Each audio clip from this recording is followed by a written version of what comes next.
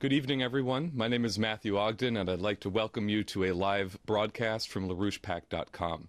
Tonight is February 15th, 2013, and you're joining us for our regular Friday night webcast featuring Mr. Lyndon LaRouche. Tonight in the studio, we have Jason Ross and Leandra Bernstein joining us for the discussion period after Mr. LaRouche's opening remarks. I'm sure what Mr. LaRouche says tonight will be very significant regarding today's developments, so I'd like to give him to you right away.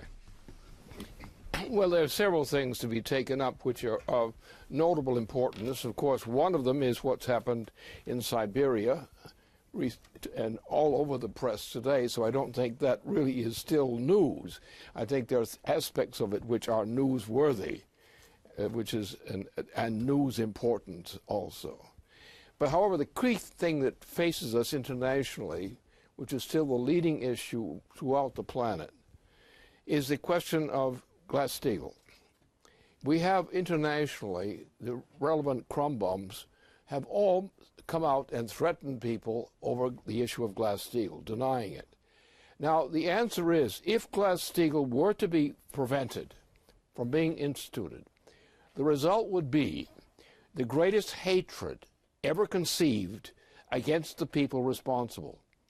Because what the cancellation or the prevention of GlassSteagall would do would cause a general breakdown crisis of the entire Atlantic system. Now, what you've got on why do these idiots do that? Why do these criminals do that? Because their life, their ego, their sense of identity is located in the great speculation which this represents. But we've come to the point that if they should act as they intend to, and I know what they intend to do, anyone should be able to understand what they intend to do. They signaled it clearly to me.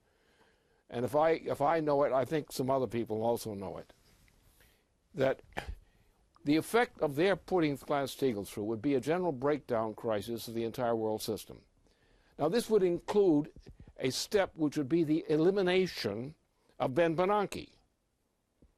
Because what they would do is they would not try to bail out Ben Bernanke in his operation. They would do something much nastier. They would dump Ben Bernanke, dump the existing financial system itself, ignore the system they canceled, and put in their own new system, which would mean the vast mass of debt, which is represented by the monetarist operation, would be canceled. In its place, they would have a new system of finances, which ignores entirely all the obligations associated with the old, which would mean that most of the people of the world would be starving to death quickly. This has happened before in certain ways. You had speculation in the 18th century. What was going on in the middle of the United States, or what became the United States. The great speculation. And what happens in a case like this, the amount of debt outstanding on account of this bailout system, a monetarist system, of easing, a financial easing, a monetary easing, it's got to be canceled. So there will be no such money available. There will be no such reserves. What will happen will be an international cabal will create a new system of money, which will be much smaller, much more feasibly handled than the present one. What will happen to all the people who were excluded from the use of this more limited quantity of money? They will starve to death. And that's the intention behind what this President of the United States presently is doing. That doesn't mean he's the author of it. It means what they've signaled, because you cannot possibly pull off what they say they intend to do. There's no way you can bail out this system except by canceling it and putting in an absolutely new one. Now, this has happened before, but on a much more limited scale. So you can imagine the effect that if they proceed with this operation and were to succeed in pushing through the objections to Glass-Steagall, and are forced to unleash the debts which they're trying to hide now, it won't work. What they will simply do, have to replace and cancel the debts outstanding now under the present arrangement, and come in with much more modest ones, but they pay them to rich people, which means there'll be still less for the people otherwise. This goes together with the Queen's project for reducing the population of the planet from about 7 billion people to the order of 1 billion people. That's exactly what they've planned. And anyone who's going along with this opposition to Glass-Steagall from here on is going to be denounced internationally by me and by others as mass murderers. They'll be the most unpopular people crawling around or slithering around the planet. And that's exactly where we're headed. Now, a lot of people don't want to think of things sometimes that they think are too frightening. They are easily scared. All these pompous asses are easily scared. Just a little whimper of a donkey's bray, and they'll scatter to the winds. But those who intend to do things, such as the British Queen and other people of that sort, are mass murderers when they think it's necessary to be so. And that's what we're faced with. So anybody who's telling you that Glass-Steagall is not to be enacted is actually acting on behalf of mass murderers. And most of the people of the United States are the indicated victims, among others. So that's where we stand this date. That's the issue. They put the issue on the platter. I know exactly what they're doing because I know how systems work.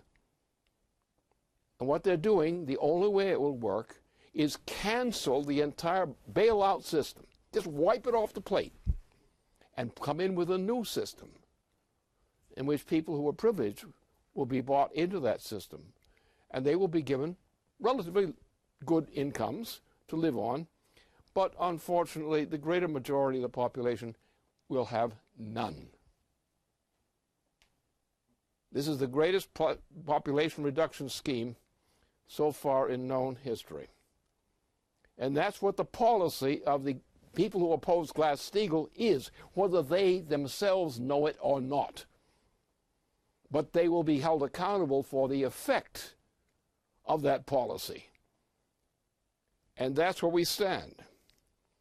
And that's the main issue. Now we have other issues which are of a completely different nature, which are quite popular now because they suddenly blasted their way into our consciences. And it started in places in Russia, where suddenly a swooping thing shot through the atmosphere at extraordinary speeds and made a mess of things for about 1,000 people or more immediately.